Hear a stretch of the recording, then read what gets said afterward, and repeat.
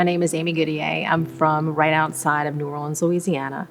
I am a pathologist trained in cytopathology. I've been working for a little over 15 years, and I am married with 3 lovely children. Interestingly, I reverted back to Catholicism about 7 years ago, and I never really was interested in relics. I came from a Protestant background, and relics were always kind of creepy to me. And through my reversion and my re-education into Catholic ways and teachings, I got very interested in Eucharistic miracles. And I was lucky to do a presentation on Eucharistic miracles, which kind of got me into relics. And then I was asked to do a presentation on the incorrupt bodies of some of the saints, which led to more study in different relics. And I've found that it's an absolutely fascinating field. I was not looking for them. I think the relics were looking for me. And my first encounter, and when I jogged back my memory, goes way back to when I was a kid. And this was when I was in South Korea. And we just watched as a CCD course, as a class, we went to a movie theater and watched the lives of the Korean martyrs playing in the movie theater. And that was fascinating, but then what followed was I had a chance to go into a church which held the relics or the bones of the martyrs, those very martyrs who were killed for their faith. And of course, as a kid, I didn't know what they were, but as I look back, said that's how long ago the saints wanted to, in a sense, want to get me to know them. So I've really described it as a living presence of a saint who wanted me to get to know them, to get to know their spirituality, and to let others know about how their holy life, how they have their faith and trials, and they held on to that faith throughout their life. Relic comes from the word reliquiae, which means remains. It is anything that someone leaves behind after their death. And in the world of Catholicism, we usually venerate the relics from holy persons as a way to remember them and really celebrate their lives and the holy lives that they lived while on this earth. It can be a bone, it can be a blood, it can be a hair, it can be just a little bit mortal remain of a person. But also it can be an inanimate object too. For example, there's a relic of the true cross, which is the cross on which Jesus died on. In Paris, in Sainte-Chapelle, that whole church is a reliquary for the crown of thorns. And once every while, they allow you to venerate the crown of thorns, the very crown which crowned our Lord on the cross.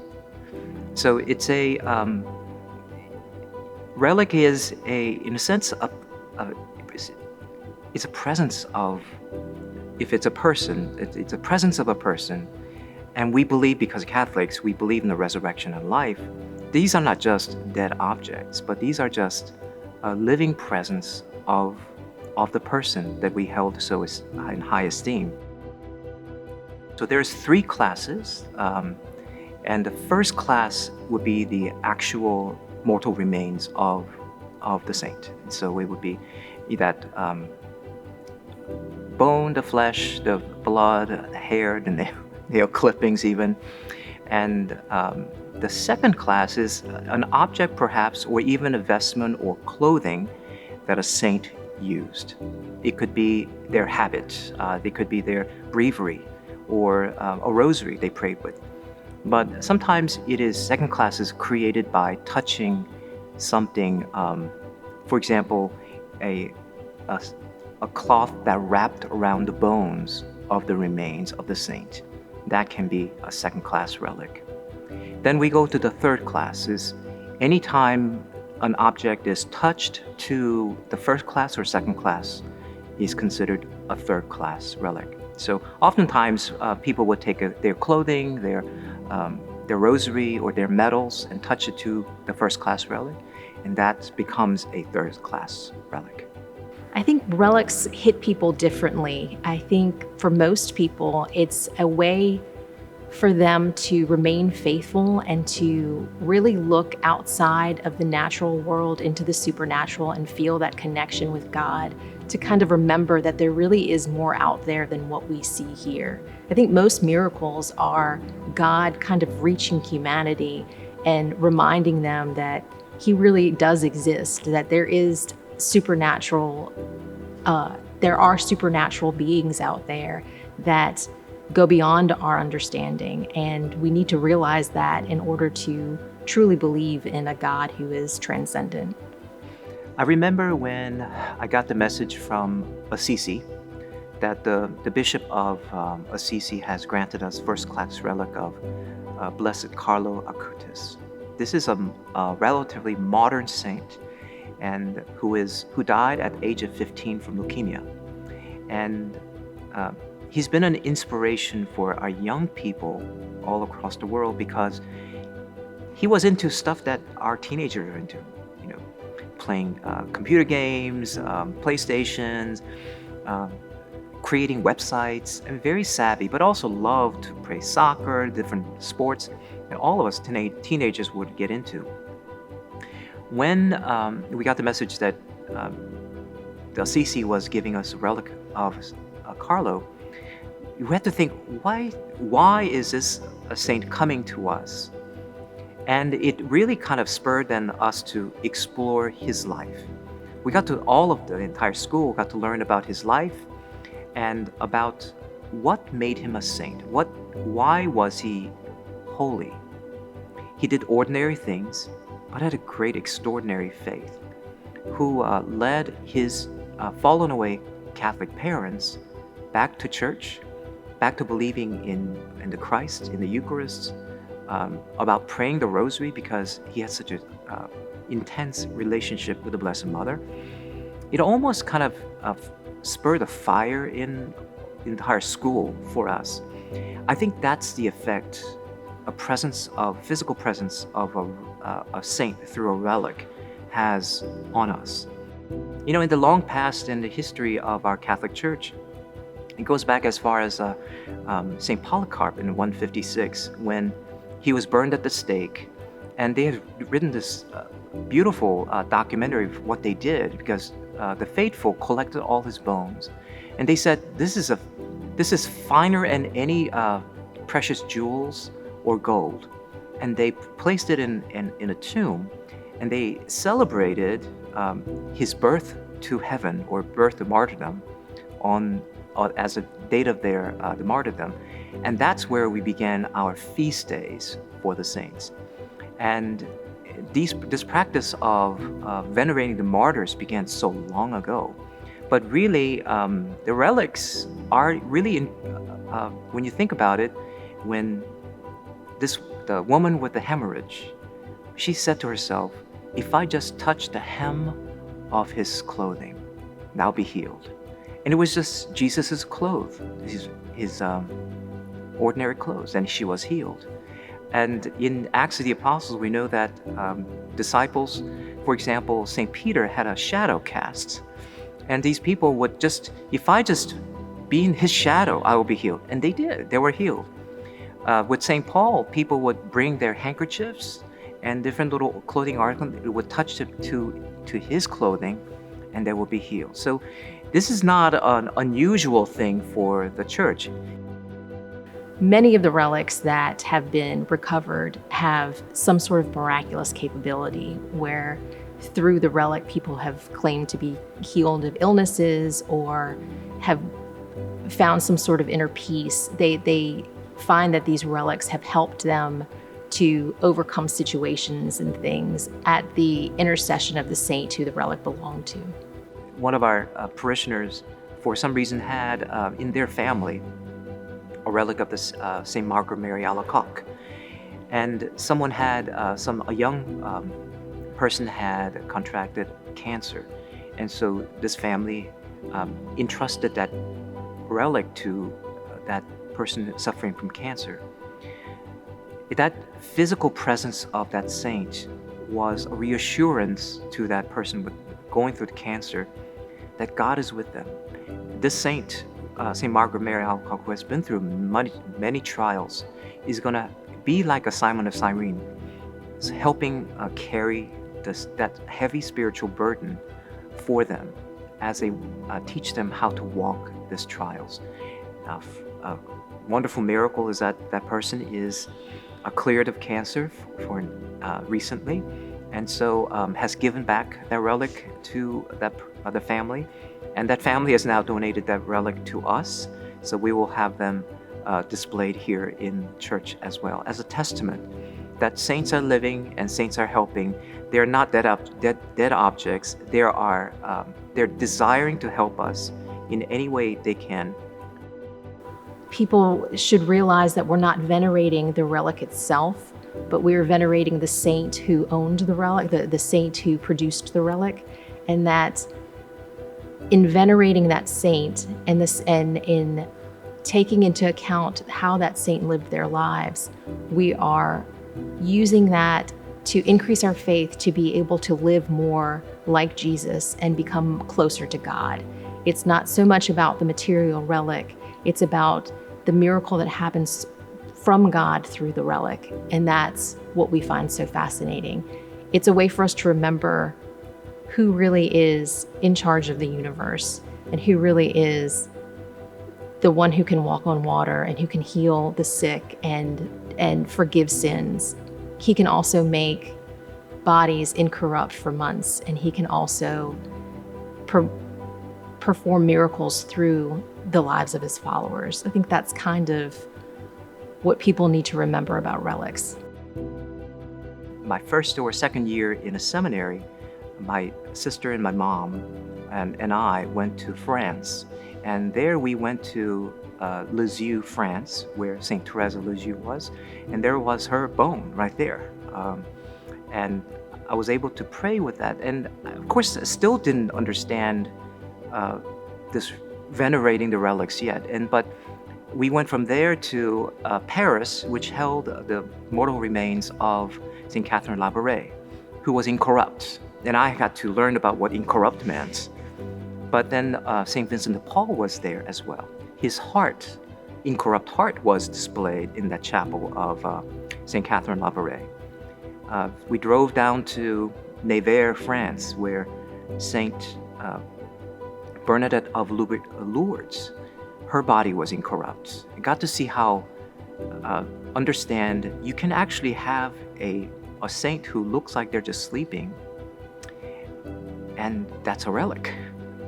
It's amazing that when you exhume the body months after the burial, even some of them where the coffin has completely been obliterated and the saint is lying in muddy water, their body is completely incorrupt. They look alive, they smell usually like flowers, and there's absolutely no damage to the body. And that is beyond scientific explanation. I think the more recent ones have been kind of more pampered by those who are taking care of the relic, and so it's a little more difficult to study them.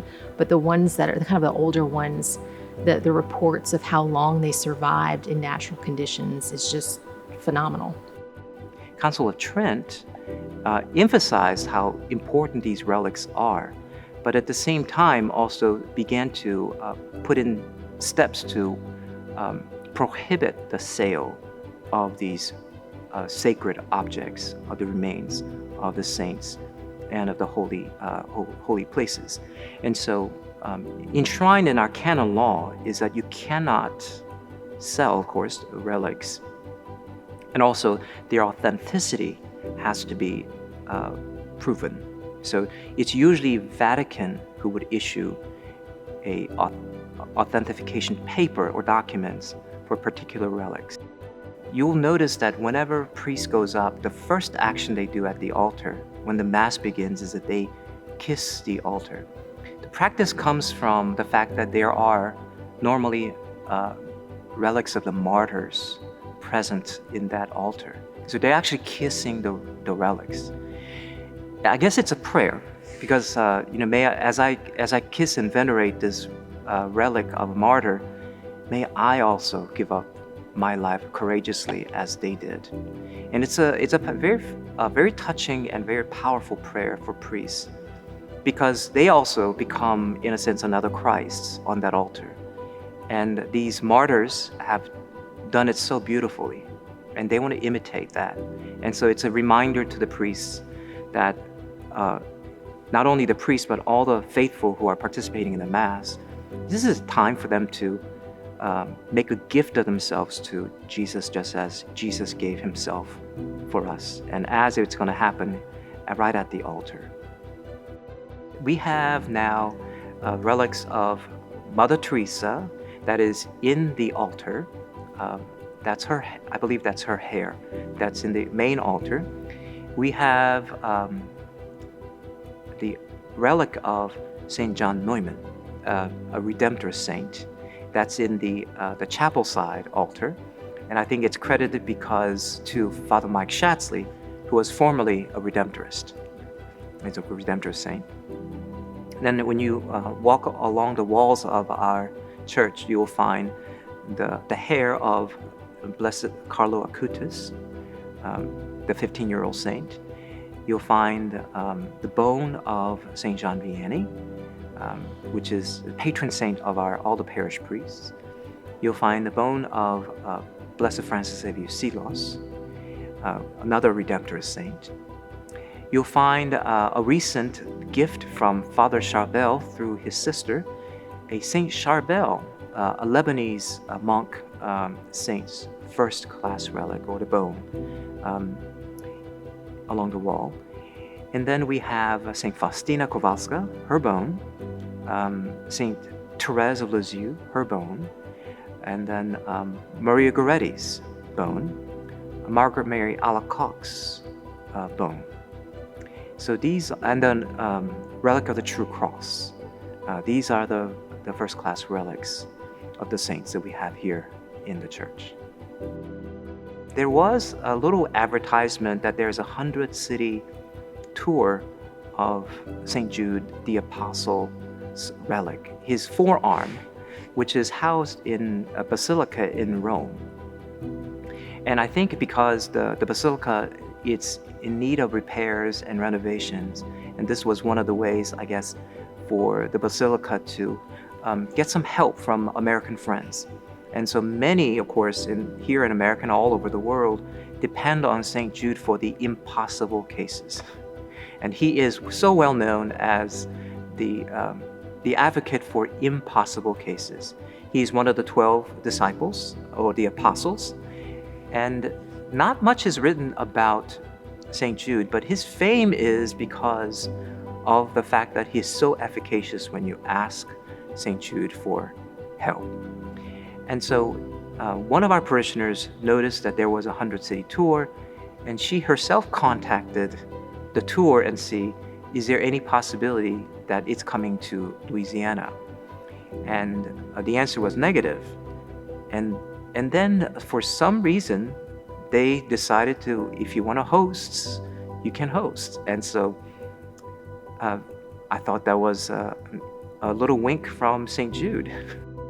You can see people kind of fascinated looking at those relics, and some who knows a little bit about relics will touch their rosaries or medals to the relics because they know it becomes a third-class relic. I think in all things, if God really is love, like we say he is, then his outpouring of love is always seeking us and seeking to pull us towards him. And I think for the majority of our life, we live in this kind of bubble of materialism where we don't think outside of our own bubble. And I think all of these things that happen are really God trying to burst our bubble and prove to us that he really is here and he really does exist, and that we really need to look at our lives as kind of transient. We're here, we're travelers on a journey, but our final destination is heaven, and it's supernatural, and it's outside the realm of our material world. And I think he really wants us to know that he, again, who can walk on water and defy all nature, really wants us to seek him and find him And to do that, we have to believe in the supernatural.